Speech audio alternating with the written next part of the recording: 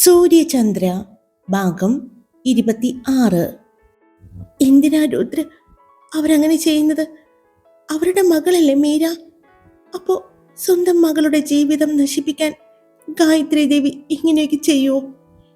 ഇല്ല, ഇത് മറ്റെന്തോ കാരണമാണ്, ചന്ദ്ര പറഞ്ഞു. അല്ല ചന്ദ്ര, കാരണം ഒന്നേയുള്ളൂ. മീര എന്ന് പറയുന്ന നിങ്ങളുടെ അമ്മ ഗായത്രി ദേവിയുടെ മകളല്ല എന്നുള്ളത്.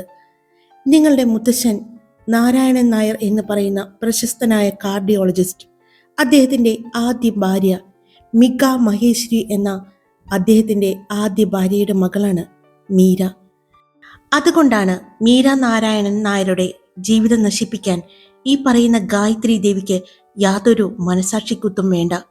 അതുമാത്രമല്ല, ഈ മിക മഹേശ്വരിയുടെ കുടുംബപരമായ ഹോസ്പിറ്റലാണ് വാമിക ഗ്ലോബൽ ഹെൽത്ത് കെയർ എന്ന മൾട്ടി സ്പെഷ്യാലിറ്റി ഹോസ്പിറ്റൽ. രുദ്രന്റെ ആ വെളിപ്പെടുത്തൽ കേട്ട് ഞെട്ടി നിൽക്കായിരുന്നു ചന്ദ്ര. രുദ്ര, അപ്പോ ഞങ്ങളുടെ ആരുമല്ലേ ഗായത്രി ദേവി? ചന്ദ്ര ചോദിച്ചു. അങ്ങനെ ചോദിച്ചാൽ നിങ്ങളുടെ മുത്തശ്ശൻ രണ്ടാമത് വിവാഹം കഴിച്ചിരിക്കുന്ന സ്ത്രീ, നിങ്ങളുടെ മുത്തശ്ശന്റെ മുറപ്പെണ്ണ്. എനിക്ക് മനസ്സിലായില്ല രുദ്ര, ഒന്നും മനസ്സിലാകുന്നില്ല, ചന്ദ്ര പറഞ്ഞു. ഞാൻ പറഞ്ഞു തരാം, നീ ആദ്യം സമാധാനമായിട്ട് കേൾക്ക്. ഈ പറയുന്ന മുത്തശ്ശിയില്ലേ, നാരായണൻ നായർ, അദ്ദേഹത്തിന്റെ മുറപ്പെണ്ണാണ് ഗായത്രി ദേവി. ഗായത്രി ദേവിക്ക് ഇഷ്ടമായിരുന്നു നിന്റെ മുത്തശ്ശൻ നാരായണൻ നായരെ. രണ്ടുപേരും ഒരുമിച്ച് കളിച്ച് വളർന്നവരാണ്. നിന്റെ മുത്തശ്ശൻ നാരായണൻ നായർ, അദ്ദേഹം മെഡിസിന് പഠിക്കാനായി പോയി. 2 വർഷം കഴിഞ്ഞപ്പോഴാണ് ഗായത്രി ദേവി അവിടെ പഠിക്കാനായിട്ട് വരുന്നത്. ആ സമയത്ത് ഈ മിക മഹേശ്വരി എന്ന സ്ത്രീയും അവിടെ നിന്റെ മുത്തശ്ശന്റെ കൂടെ പഠിക്കുന്നുണ്ട്. അവര് തമ്മിൽ ചെറിയൊരു ഇഷ്ടവും ആയി തുടങ്ങിയ സമയമാണ്. ആ സമയത്താണ് ഗായത്രി ദേവി അവിടെ എത്തുന്നത്. ആദ്യമൊന്നും മികയും നിന്റെ മുത്തച്ഛനും തമ്മിൽ ഇഷ്ടമാണെന്ന് ഗായത്രി ദേവിക്ക് അറിയില്ലായിരുന്നു. അങ്ങനെ പഠനം മുന്നോട്ട് പോയി. നന്നായി തന്നെ പഠിക്കുന്ന നാരായണനും മികയും കോളേജിലെ എല്ലാവർക്കും പ്രിയപ്പെട്ട സ്റ്റുഡൻ്റ് ആയിരുന്നു. ഒരു ദിവസം കോളേജിൽ ഒരു ഫംഗ്ഷൻ നടക്കുന്നു. അന്നാണ് ഗായത്രി ദേവി നാരായണനും മികയും തമ്മിൽ പ്രണയത്തിലാണ് എന്നുള്ള കാര്യം അറിയുന്നത്. ഗായത്രി ദേവിക്ക് നാരായണനെ ഇഷ്ടമാണ് എന്ന് നാരായണന് അറിയില്ലായിരുന്നു. ഗായത്രി ദേവി ആരോടും അത് പറഞ്ഞിട്ടുമില്ല. നാരായണന്റെയും മികയുടെയും പ്രണയം അറിഞ്ഞ ഗായത്രി ദേവിക്ക് അത് ഒരു ഷോക്ക് തന്നെയായിരുന്നു. സങ്കടവും കരച്ചിലും എല്ലാമായി മാറി നാരായണൻ മിക പ്രണയം. പിന്നീട് അത് ദേഷ്യവും പകയുമായി മാറി ഗായത്രി ദേവിയിൽ. അങ്ങനെയാണ് വെക്കേഷൻ സമയത്ത് ഗായത്രി ദേവി വീട്ടിൽ ചെന്നതും ആദ്യം പറഞ്ഞത് എനിക്ക് നാരായണനെ വിവാഹം കഴിക്കണം എന്നാണ്. വീട്ടുകാർക്കും വലിയ എതിർപ്പൊന്നും ഉണ്ടായിരുന്നില്ല. കാരണം ഇവിടെ തറവാട്ടിലേക്ക് 2 ഡോക്ടർമാർ വരുന്നു. 2 പേരും ഒരുമിച്ച് കളിച്ചു വളർന്നവർ. 2 വീട്ടുകാർക്കും ഇഷ്ടമായിരുന്നു. അങ്ങനെയാണ് നാരായണനോട് വിവാഹക്കാര്യം സംസാരിക്കുമ്പോൾ നാരായണൻ മികയുടെ കാര്യം പറയുന്നു. നാരായണന്റെ ഫാമിലിയെ അപേക്ഷിച്ച് മികയുടെ ഫാമിലിയും കുറച്ച് ഉയർന്നതായിരുന്നു. മികയുടെ ഫാമിലിയെ കുറിച്ച് അന്വേഷിച്ചപ്പോൾ ഞങ്ങൾക്ക് കിട്ടാവുന്നതിൽ നല്ല ബന്ധമാണെന്ന് മനസ്സിലായ നാരായണന്റെ അച്ഛൻ ആ വിവാഹത്തിനോട് അനുകൂലിച്ചു. അത് ചെറിയ രീതിയിൽ ഒരു ഇഷ്ടക്കേട് വളർത്തിയെങ്കിലും പിന്നീട് അവരും ആ വിവാഹത്തിന് സമ്മതിച്ചു. ഗായത്രി ദേവിയോട് കാര്യങ്ങൾ പറഞ്ഞു മനസ്സിലാക്കാൻ ഒരുപാട് ശ്രമിച്ചു, വീട്ടുകാരും നാരായണനും അടക്കം. പിന്നീട് ഗായത്രി ദേവി മനസ്സില്ലാ മനസ്സോടെ സമ്മതിക്കുകയായിരുന്നു. അങ്ങനെയാണ് അവരുടെ വിവാഹം നടന്നത്. അതും പഠനം കഴിഞ്ഞ് 2 പേരും ജോലിക്ക് കയറിയതിനു ശേഷം ആയിരുന്നു വിവാഹം. അതുവരെ അവരുടെ പ്രണയമായിരുന്നു. എന്നാൽ ഗായത്രി ദേവിക്ക് വിവാഹക്കാര്യം പറഞ്ഞു വരുന്ന എല്ലാവരെയും അവൾ മടക്കി അയച്ചു.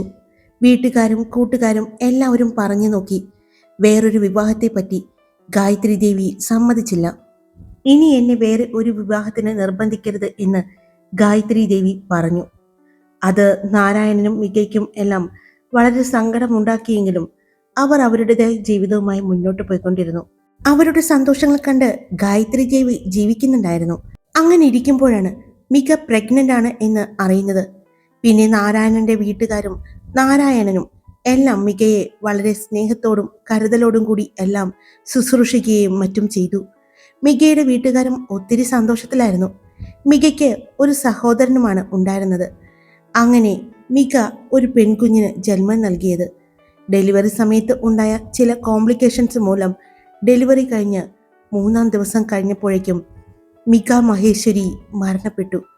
അന്ന് മികയുടെ ഡെലിവറി അറ്റൻഡ് ചെയ്തത് ഗായത്രി ദേവിയായിരുന്നു. ആ കുഞ്ഞിനെയും കൊണ്ട് നാരായണൻ ജീവിതം മുന്നോട്ട് പോകുമ്പോൾ എല്ലാവർക്കും വളരെ സങ്കടമായിരുന്നു. കണ്ടുനിന്ന നാരായണന്റെ വീട്ടുകാർക്കും, എന്തിന് മരിച്ചുപോയ മികയുടെ വീട്ടുകാരുടെയും നിർബന്ധം താങ്ങാൻ വയ്യാതെ ആയപ്പോഴാണ് നാരായണൻ ഗായത്രി ദേവിയെ വിവാഹം കഴിക്കുന്നത്. പക്ഷേ വിവാഹത്തിന് മുമ്പ് നാരായണൻ ഒരു കാര്യം ഗായത്രി ദേവിയോട് പറഞ്ഞിരുന്നു. എൻ്റെ മകൾക്ക് വേണ്ടിയാണ് ഞാൻ നിന്നെ വിവാഹം കഴിക്കുന്നത്. എനിക്കൊരു ഭാര്യയായി ഒരിക്കലും നിന്നെ കാണാൻ സാധിക്കില്ല. എനിക്കെൻ്റെ മികയല്ലാതെ മറ്റൊരു പെണ്ണിനെ ഭാര്യയായിട്ട് കാണാൻ സാധിക്കില്ല. എൻ്റെ കുഞ്ഞിൻ്റെ അമ്മയായിട്ട് വരാൻ പറ്റുമെങ്കിൽ മാത്രം നീ എൻ്റെ ജീവിതത്തിലേക്ക് വന്നാൽ മതിയെന്ന് നാരായണൻ പറഞ്ഞു. ഗായത്രി ദേവിക്ക് എങ്ങനെയും നാരായണന് വിവാഹം കഴിക്കണം എന്നേ ഉണ്ടായിരുന്നുള്ളൂ. അതുകൊണ്ട് തന്നെ നാരായണൻ നായരുടെ ഡിമാൻഡുകളെല്ലാം അംഗീകരിച്ച് ഗായത്രി ദേവി വിവാഹത്തിന് സമ്മതം പറഞ്ഞു. ഗായത്രി ദേവിക്ക് തൻ്റെ മകളോടുള്ള സ്നേഹവും കരുതലും എല്ലാം കാണുന്നുണ്ടായിരുന്നു നാരായണൻ. അതുകൊണ്ട് തന്നെ മീരയെ പൂർണ്ണ മനസ്സോടെ ഗായത്രി ദേവിയെ ഏൽപ്പിച്ച് നാരായണൻ ഹോസ്പിറ്റൽ കാര്യങ്ങളുമായി മുന്നോട്ട് പോയി. നാരായണന്റെ സ്വപ്നമായിരുന്നു അങ്ങനൊരു ഹോസ്പിറ്റല്. കുഞ്ഞിനെ നോക്കാൻ എന്ന് പറഞ്ഞ് കുറച്ചുനാൾ ഗായത്രി ദേവി തൻ്റെ ജോലി വരെ മാറ്റിവെച്ചു. അത് വേണ്ട എന്നൊക്കെ നാരായണൻ പറഞ്ഞിട്ടും കുഞ്ഞിനോടുള്ള ഇഷ്ടവും സ്നേഹവും കൊണ്ടാണ് അങ്ങനെ ചെയ്യുന്നത് എന്നായിരുന്നു എല്ലാവരും കരുതിയത്. എന്നാൽ മിക കാരണമാണ് തന്നെ നാരായണൻ വിവാഹം കഴിക്കാതെ ഇരുന്നത്. തങ്ങൾക്കിടയിൽ അവൾ ഇല്ലായിരുന്നെങ്കിൽ തന്നെ നാരായണൻ സ്നേഹിക്കുമായിരുന്നു എന്നെല്ലാം ഉള്ള ദേഷ്യവും പകയും ഗായത്രിയുടെ മനസ്സിലുണ്ടായത് ആരും അറിഞ്ഞില്ല എന്ന് മാത്രം. കുഞ്ഞു മീര വളരും തോറും ഗായത്രി ദേവി മീരയെ കൂടുതൽ കൂടുതൽ സ്നേഹിച്ചു കൊണ്ടേയിരുന്നു. എല്ലാ രണ്ടാനമ്മമാരെ പോലെയും ദേഷ്യത്തോടെയും പക തീർക്കാനും ഒന്നും ഗായത്രി ശ്രമിച്ചില്ല. ആ കുഞ്ഞിനെ നന്നായി തന്നെ വളർത്തി. പക്ഷേ മറ്റെന്തൊക്കെയോ മനസ്സിൽ വെച്ചായിരുന്നു എന്ന് മാത്രം. മീരയ്ക്ക് ഒരു അമ്മയായി തന്നെയായിരുന്നു ഗായത്രി ദേവി ജീവിച്ചത്. എന്നാൽ അവളുടെ സന്തോഷങ്ങൾ എല്ലാം തല്ലിക്കെടുത്തുന്നുണ്ടായിരുന്നു ഗായത്രി ദേവി. അതാരും അറിഞ്ഞില്ല എന്ന് മാത്രം. എന്തിന് മീര പോലും അറിഞ്ഞില്ല. മീരയുടെ പ്രണയമായിരുന്നു ആദ്യം അവളിൽ നിന്നും തട്ടിപ്പറിച്ചെടുത്തത്. മീര എന്ന് പറയുന്ന നിന്റെ അമ്മ നിന്റെ മുത്തശ്ശിയെ പോലെ തന്നെയായിരുന്നു, മിക മഹേശ്വരിയെ പോലെ. ഇവിടെ നാരായണൻ ഇങ്ങനെ ഒരു ഹോസ്പിറ്റൽ പണിതപ്പോൾ മികയ്ക്ക് വേണ്ടി മികയുടെ അച്ഛനും സഹോദരനും കൂടി മകളുടെ ഓർമ്മയ്ക്കായിട്ട് ഒരു ഹോസ്പിറ്റൽ നിർമ്മിച്ചു. മികയുടെ സഹോദരന്റെ മകൾക്ക് സഹോദരിയുടെ ഓർമ്മയ്ക്കായിട്ട് സഹോദരിയുടെ പേരായ മികയും കൂടെ ചേർത്തുകൊണ്ട് ഒരു പേര് കണ്ടുപിടിച്ചു, വാമിക. അങ്ങനെയാണ് വാമിക ഗ്ലോബൽ ഹെൽത്ത് കെയർ എന്ന ഹോസ്പിറ്റൽ ഉണ്ടായത്. എന്നാൽ നാരായണന്റെ ഹോസ്പിറ്റൽ പണി പൂർത്തിയായപ്പോഴേക്കും ഗായത്രി ദേവി നാരായണനും മികയുടെ ഫാമിലിയുമായിട്ട് ചെറിയൊരു അകലം സൃഷ്ടിക്കാൻ ഗായത്രി ദേവിക്ക് കഴിഞ്ഞു. അത് നാരായണൻ ഹോസ്പിറ്റലിൽ ഉണ്ടാക്കിയപ്പോൾ പാവങ്ങളെ ഒരുപാട് പേര് സഹായിച്ചു. ഒരുപാട് പണം വാങ്ങാതെ തന്നെ പല ആളുകളെയും ചികിത്സിച്ചു. എന്നാൽ വാമിക ഹോസ്പിറ്റൽ മികയുടെ സഹോദരൻ നല്ല രീതിയിൽ തന്നെയാണ് കൊണ്ടുപോയത്. പക്ഷെ ആർക്കും സൗജന്യമായ ചികിത്സയൊന്നും അനുവദിച്ചിരുന്നില്ല. അതായിരുന്നു ഈ ഹോസ്പിറ്റലുകൾ തമ്മിലുള്ള വ്യത്യാസം. എന്നാൽ ഓരോ പ്രാവശ്യവും വാമിക ഹോസ്പിറ്റൽ ഉയർച്ചയിലേക്ക് പോകുന്നു, സാമ്പത്തികമായി ഉയർന്ന നിലയിലേക്ക് പോകുന്നു. എന്നാൽ നാരായണൻ നായർ അദ്ദേഹം ഉണ്ടാക്കിയ ആരോഗ്യ മെഡിക്കൽ കെയർ ഹോസ്പിറ്റൽ സാമ്പത്തികമായി ഉയർന്നില്ലെങ്കിലും പേരും പ്രശസ്തിയും ഉണ്ടാക്കിയ ഹോസ്പിറ്റലായിരുന്നു അത് ഗായത്രി ദേവിക്ക് അത്ര ഇഷ്ടപ്പെടുന്നുണ്ടായിരുന്നില്ല. ഗായത്രി അത് പറയുകയും ചെയ്യുമായിരുന്നു. സാമ്പത്തികം നോക്കാതെ ഹോസ്പിറ്റൽ മുന്നോട്ട് കൊണ്ടുപോകാൻ സാധിക്കില്ല. കാരണം ഹോസ്പിറ്റൽ വർക്ക് ചെയ്യുന്ന സ്റ്റാഫുകൾക്ക് മുതൽ അവിടെ വരുന്ന പുതിയ മിഷണറികൾക്ക് വരെ കാശ് കൊടുത്തു വാങ്ങണം. പുതിയ മിഷണറികളും മെഡിസിൻസും എല്ലാം എത്തിക്കണമെങ്കിൽ പണം വേണം. ഇങ്ങനെ രോഗികൾക്ക് ഡിസ്കൗണ്ടും പണം വാങ്ങാതെയും മറ്റും ചികിത്സിച്ചാൽ ഒരുപാട് നാളുകളൊന്നും ഹോസ്പിറ്റൽ മുന്നോട്ട് പോകാൻ സാധിക്കില്ല എന്ന് ഗായത്രി പറയുമായിരുന്നു. എന്നാൽ നിന്റെ മുത്തച്ഛൻ അതൊന്നും കണക്കാക്കാതെ തന്നെ വീണ്ടും അദ്ദേഹത്തിന്റെ സാമൂഹ്യ സേവനം തുടർന്നു കൊണ്ടേയിരുന്നു. അങ്ങനെ ഇരിക്കുമ്പോഴാണ് നാരായണൻ നായർ അദ്ദേഹത്തിന് ശാരീരികമായി എന്തൊക്കെയോ അസുഖങ്ങൾ വരുന്നതും അദ്ദേഹം ഹോസ്പിറ്റലിലാകുന്നതും. പിന്നീട് ഹോസ്പിറ്റൽ കാര്യങ്ങളെല്ലാം ഗായത്രി ദേവി നോക്കി നടത്തുകയും ചെയ്യുന്നത്. ഗായത്രി ദേവി നോക്കി നടത്താൻ തുടങ്ങിയ പിന്നെ സാമ്പത്തികമായി വീണ്ടും ഹോസ്പിറ്റൽ മുന്നേറാൻ തുടങ്ങി. എന്നാൽ ഒരുപാട് രോഗികൾക്ക് സൗജന്യമായ കാര്യങ്ങളും ചെയ്യാൻ തുടങ്ങി. രണ്ട് കാര്യങ്ങളും ഭംഗിയായിട്ട് മുന്നോട്ട് കൊണ്ടുപോകാൻ ഗായത്രി ദേവിക്ക് സാധിച്ചു. അതെല്ലാം കണ്ടപ്പോൾ നാരായണൻ നായർക്ക് ഗായത്രിയോട് സ്നേഹവും ബഹുമാനവും തോന്നി. താൻ ചെയ്യാത്ത കാര്യങ്ങൾ അവൾ ഭംഗിയായിട്ട് ചെയ്യുന്നു എന്ന് അദ്ദേഹം ഉറപ്പിച്ചു.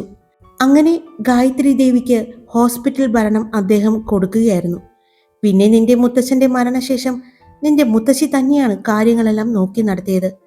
നിന്റെ അമ്മയെ പഠിപ്പിച്ചതും ഡോക്ടറാക്കുന്നതിന് പകരം വക്കീലാക്കിയതും അവർ തന്നെയായിരുന്നു. ഡോക്ടർ പഠിക്കാൻ വേണ്ടി പോയ മീരയെ, അവിടുത്തെ പ്രശ്നങ്ങൾ പറഞ്ഞ് പരാതിയുമായിട്ട് വരുന്ന മീരയെ ഇനി അങ്ങോട്ട് പോകണ്ട എന്ന് പറഞ്ഞു നിർത്തിയത്. ലോ പഠിക്കാനായിട്ട് മീരയോട് പറഞ്ഞതും ലോ കോളേജിൽ പഠിക്കാനായിട്ട് പോകുന്നതും വിവാഹം നടത്തിയതും ആ വിവാഹ ബന്ധത്തിൽ വിള്ളലുകൾ വീഴ്ത്തിയതും നിങ്ങൾ രണ്ടു മക്കളെയും അവർ നോക്കി വളർത്തിയതും അതെല്ലാം അവരുടെ പ്ലാനിങ് ആയിരുന്നു എന്നാണ് ഇപ്പോൾ എനിക്ക് തോന്നുന്നത്. ഇപ്പോൾ നിന്റെ അമ്മ മീര ഡോക്ടറായിരുന്നുവെങ്കിൽ മുത്തച്ഛൻ ആ ഹോസ്പിറ്റൽ നിന്റെ അമ്മ മീരയോട് നോക്കി നടത്താൻ പറഞ്ഞേനെ. പക്ഷെ അതിന് അവസരം കൊടുക്കാതെ അവർ അവരെ അഡ്വക്കേറ്റാക്കി മാറ്റി. അപ്പോൾ ശരിക്കും പറഞ്ഞാൽ മുത്തശ്ശിയോടുള്ള പകയാണോ അവർ തീർത്തത്? അവരാണോ എൻ്റെ അമ്മയുടെയും അച്ഛൻ്റെയും ജീവിതം തകർത്തത്? അവരെ തമ്മിൽ പിരിയിച്ചത് അവരാണോ? ആണോ രുദ്ര? ചന്ദ്ര ചോദിച്ചു. അതിന് വ്യക്തമായിട്ട് മറുപടി പറയേണ്ടത് നിന്റെ അച്ഛനും അമ്മയും തന്നെയാണ്. അവരിതുവരെ ഇതിനോട് പ്രതികരിച്ചിട്ടില്ല. ഞങ്ങൾ അന്വേഷിക്കുന്നുണ്ട്. കാരണം എല്ലാവരുടെ ജീവിതത്തിലും ഇവര് കൈകടത്തിയിട്ടുണ്ട്. അത് പക്ഷെ ഏത് രീതിയിലാണ് എന്ന് മാത്രം ആർക്കും മനസ്സിലാക്കാൻ സാധിച്ചിട്ടില്ല. അങ്ങനെയായിരുന്നു അവരുടെ നീക്കങ്ങൾ. ഞാൻ അന്വേഷിക്കുന്നുണ്ട് ഇപ്പോഴും, രുദ്ര പറഞ്ഞു. എല്ലാം കേട്ട് കഴിഞ്ഞ് ഒരു തളർച്ചയോടെ കസേരയിലേക്ക് ചാരിയിരുന്നു ചന്ദ്ര. അവളുടെ അവസ്ഥ മനസ്സിലായതുപോലെ അവനും ഒന്നും മിണ്ടാതെ അവളുടെ അടുത്ത് തന്നെ ഇരുന്നു. അവളുടെ മനസ്സിലേക്ക് കടന്നു വന്നു. യാതൊരുവിധ സംശയങ്ങളും തോന്നാത്ത രീതിയിൽ തന്നെയായിരുന്നു ഇതുവരെയും ഗായത്രി ദേവിയുടെ നീക്കങ്ങളെന്ന് അവൾക്ക് തോന്നി. തന്നെയും സൂര്യയും നന്നായി തന്നെയാണ് നോക്കിയത്. എവിടെയും സംശയിക്കാൻ ഒന്നുമില്ല. അതുകൊണ്ട് തന്നെ ഇപ്പോഴും ഒരു വിശ്വാസം വരാത്തതുപോലെയാണ് അവൾ ഇരിക്കുന്നത്. ചന്ദ്ര, ഇപ്പോൾ എടുത്തുചാടി ഒന്നും നീ ചെയ്യരുത്. ആലോചിച്ച് വേണം കൈകാര്യം ചെയ്യാൻ. കാരണം അവരെക്കുറിച്ച് യാതൊരു തെളിവുകളും നമ്മളുടെ കയ്യിൽ വ്യക്തമായിട്ട് കിട്ടിയിട്ടില്ല. കഴിഞ്ഞ ദിവസം തന്നെ നമ്മൾ പോയ കടത്തനാട് ഇൻഡസ്ട്രിയൽ യാർഡിൽ നമ്മൾ ഒരു സ്ത്രീയുടെ പ്രസൻസ് അവിടെ കണ്ടിരുന്നു. അതും മീരയുടെ ആണ് എന്ന് പോലും നമ്മൾ സംശയിച്ചു. അല്ലെങ്കിൽ നമ്മളെ തെറ്റിദ്ധരിപ്പിച്ചു. എവിടെ നിന്നോ നിന്റെ ഉള്ളിലേക്ക് വന്ന ഒരു സ്പാർക്ക്, അതാണ് അത് മീര എന്ന നിന്റെ അമ്മ അല്ല എന്ന് നിനക്ക് മനസ്സിലാക്കി തന്നത്. അല്ലെങ്കിൽ നീ ഇപ്പോഴും അവർ തന്നെയാണ് എന്ന് സംശയിച്ചേനെ അല്ലേ? രുദ്ര ചോദിച്ചു. അവൾ അതേ എന്ന് പറഞ്ഞു. ഇപ്പോഴും നമുക്ക് വ്യക്തമായ തെളിവുകൾ കിട്ടാത്തത് കൊണ്ട് ഗായത്രി ദേവിക്കെതിരെ ഒരു നീക്കം എന്തായാലും പെട്ടെന്ന് സാധ്യമല്ല. അതുകൊണ്ട് കാത്തിരുന്നേ പറ്റൂ. അവർക്കെതിരെയുള്ള എവിഡൻസ് നമ്മുടെ കയ്യിൽ തന്നെ വരും. ഞാൻ കണ്ടുപിടിക്കും. അതുവരെ നീ പ്രതികരിക്കരുത്. കസേരയിലേക്ക് നിവർന്നിരുന്നു കൊണ്ട് ചന്ദ്ര അവനെ നോക്കി. ഞാൻ പറഞ്ഞത് നിനക്ക് മനസ്സിലാകുന്നുണ്ടോ? പെട്ടെന്ന് കയറി പ്രതികരിക്കരുത്. എല്ലാത്തിനും അതിൻ്റെതായ ഒരു സമയമുണ്ട്. ഇപ്പോ നീ ഒന്നും അറിഞ്ഞിട്ടില്ല. ഇവിടെ നടക്കുന്ന കാര്യങ്ങള് നിങ്ങൾ മുത്തശ്ശിയെ അറിയിക്കാറില്ലേ? അതുപോലെ തന്നെ വീണ്ടും തുടർന്നോളൂ. പക്ഷെ പറയേണ്ട കാര്യങ്ങൾ മാത്രം പറയണം, രുദ്ര പറഞ്ഞു.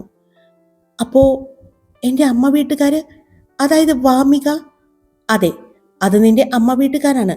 നിങ്ങളെ കാണണമെന്ന് അവർക്ക് ആഗ്രഹമുണ്ട്. പലപ്പോഴും വന്നിട്ടുമുണ്ട്, മുത്തശ്ശനും മുത്തശ്ശിയും. പക്ഷേ അന്നൊക്കെ അവർ വരുന്നു എന്നറിയുമ്പോഴേക്കും നിങ്ങളെ മാറ്റിക്കളയുമായിരുന്നു. നിങ്ങളുമായിട്ട് യാത്ര പോകും അവര് വരുമ്പോൾ പലപ്പോഴും അങ്ങനെ തന്നെ ആയിരുന്നു. നിങ്ങളെ കാണാതെയാണ് നിങ്ങളുടെ മുത്തച്ഛനും മുത്തശ്ശിയും മരണപ്പെട്ടത്. അപ്പോ ഈ വാമിക നിന്റെ അമ്മയുടെ സഹോദരന്റെ മകളായിട്ട് വരും. അവരുടെ സഹോദരൻ വിശ്വനാഥൻ നിന്റെ അമ്മയുടെ ഏട്ടനായിട്ട് വരും. അതായത് മിക എന്ന ഞങ്ങളുടെ മുത്തശ്ശിയുടെ സഹോദരന്റെ 2 മക്കളാണ് അവർക്ക് ഇതൊക്കെ അറിയാമോ? അറിയാം. പക്ഷെ ഇപ്പൊ എനിക്ക് തോന്നുന്നു അവർ നിങ്ങളുമായിട്ട് ഒരു അടുപ്പം സ്ഥാപിക്കാത്തതിന്റെ കാരണം നിന്റെ മുത്തശ്ശിയുടെ സഹോദരനും മരിച്ചുപോയി. അപ്പോ ഇനി നിങ്ങൾ അവകാശം പറഞ്ഞ് ചെന്നാലോ എന്ന് കരുതിയായിരിക്കും വിശ്വനാഥനും വാമികയും നിങ്ങളെ ഇപ്പോൾ അന്വേഷിക്കാത്തതും നിങ്ങൾ ആരാണെന്ന് വെളിപ്പെടുത്താത്തതും. അതുകൊണ്ട് ഞാൻ പറഞ്ഞത്, എന്താണ് ഇവരുടെയെല്ലാം നീക്കങ്ങൾ എന്ന് അറിയാൻ പറ്റില്ല. നിങ്ങൾ എന്തായാലും നാരായണൻ നായരുടെ കൊച്ചുമക്കളാണ് എന്ന് ഈ പറയുന്ന വാമികയ്ക്കും വിശ്വനാഥനും അറിയാം. ഇനി അതിന് പിന്നിൽ മറ്റെന്തെങ്കിലും കളികളുണ്ടോ എന്നും ഞങ്ങൾ അന്വേഷിക്കുന്നുണ്ട്. നിങ്ങളെ വെച്ച് വാമിക ഗ്ലോബൽ ഹെൽത്ത് കെയറിന്റെ അവകാശം വാങ്ങാനുള്ള ഒരു ശ്രമം നടക്കുന്നുണ്ട് എന്നും ഞങ്ങൾക്ക് കിട്ടിയ റിപ്പോർട്ടുണ്ട്. മനസ്സിലായില്ല? ചന്ദ്ര രുദ്രന്റെ മുഖത്തേക്ക് നോക്കി. അത് നിങ്ങളുടെ മുത്തശ്ശി എന്ന് പറയുന്ന ഗായത്രി ദേവി ഇത്രയും നാളും നിങ്ങളെ ഒളിപ്പിച്ചു നിർത്തി. പക്ഷെ ഇനി ഒളിപ്പിച്ചു നിർത്താതെ വാമിക ഗ്ലോബൽ ഹെൽത്ത് കെയർ എന്ന ഹോസ്പിറ്റലിന് അവകാശം ചോദിക്കാൻ നിങ്ങളെ വിടാൻ തയ്യാറാക്കിക്കൊണ്ടിരിക്കുകയായിരുന്നു എന്നാണ് ഞാൻ അറിഞ്ഞത്.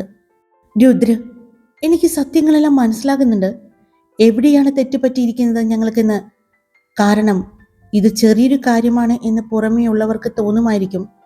പക്ഷേ ഇത് ചെറിയൊരു കാര്യമല്ല, ഞങ്ങളെ സംബന്ധിച്ച് വലിയൊരു കാര്യം തന്നെയാണ്. രുദ്ര, എനിക്ക് സൂര്യയെ കാണണം, ചന്ദ്ര പറഞ്ഞു. ഇപ്പൊ വരും, നീ സമാധാനമായിട്ടിരിക്കുക. രുദ്ര അവളെ ആശ്വസിപ്പിച്ചു. അവളുടെ അടുത്ത് തന്നെ ഇരുന്നു. അവളുടെ കയ്യിൽ പിടിച്ചു. നിങ്ങളുടെ മുത്തച്ഛൻ്റെ മരണത്തിന് ഗായത്രി ദേവിക്ക് പങ്കുണ്ടോ എന്ന് എനിക്കൊരു സംശയമുണ്ട്. മുത്തച്ഛൻ്റെ മാത്രമല്ല, നിങ്ങളുടെ യഥാർത്ഥ മുത്തശ്ശിയായ മിക മഹേശ്വരിയുടെയും. അതിൻ്റെ പുറകെയാണ് ഞങ്ങൾ. Vamika global health care hospital തകർക്കാനാണ് ഇത്രയും നാളും അവർ ശ്രമിച്ചത്. പക്ഷേ വാമികയുടെയും ബാലചന്ദ്രന്റെയും കഴിവ് കൊണ്ട് തന്നെയാണ് ആ ഹോസ്പിറ്റലിൽ യാതൊന്നും സംഭവിക്കാതിരിക്കുന്നത്. ഇത്രയും കാര്യങ്ങളാണ് ഞങ്ങൾക്ക് അന്വേഷണത്തിൽ നിന്നും കിട്ടിയത്. ഇപ്പോൾ ഞങ്ങൾ അന്വേഷിച്ചു കൊണ്ടിരിക്കുന്നത് നാരായണൻ നായരുടെയും മിക മഹേശ്വരിയുടെയും മരണത്തെക്കുറിച്ചാണ്.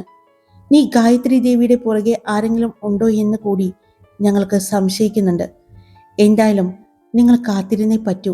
അധികം വൈകാതെ യഥാർത്ഥ സത്യങ്ങൾ ഞങ്ങൾ പുറത്തു കൊണ്ടുവരും. അതിനു മുമ്പ് രണ്ടുപേരും എടുത്തു ചാടി ഒന്നും പ്രവർത്തിക്കരുത്, രുദ്ര പറഞ്ഞു. അപ്പോഴേക്കും കോളിംഗ് ബെൽ ശബ്ദം കേട്ടു. രുദ്ര അവളെയൊന്ന് നോക്കി. നിറക്കണ്ണുകളുമായി പുറത്തേക്ക് നോക്കിയിരിക്കുകയായിരുന്നു. രുദ്ര ചെന്ന് ഡോറ് തുറന്നതും സൂര്യയായിരുന്നു. രുദ്ര, ചന്ദ്ര ഓക്കെയാണോ? അവൾക്ക് കുഴപ്പമൊന്നുമില്ലല്ലോ? അകത്തേക്ക് കയറിയതും സൂര്യ ചോദിച്ചു. ഹായ്, എല്ലാവരും സുഖമായിട്ടിരിക്കുന്നോ? ഞാൻ സുഖമായിട്ടിരിക്കുന്നു. അപ്പോൾ സ്റ്റോറി ഇട്ടിട്ടിൻ്റെ ഇഷ്ടപ്പെട്ടാൽ ലൈക്ക് ചെയ്യാനും നിങ്ങളുടെ അഭിപ്രായങ്ങൾ കമൻറ്റ് ചെയ്യാനും സബ്സ്ക്രൈബ് ചെയ്യാതെ കേൾക്കുന്നവരുണ്ടെങ്കിൽ സബ്സ്ക്രൈബ് ചെയ്യാനും മറക്കല്ലേ. Love you all. It's me Karthika.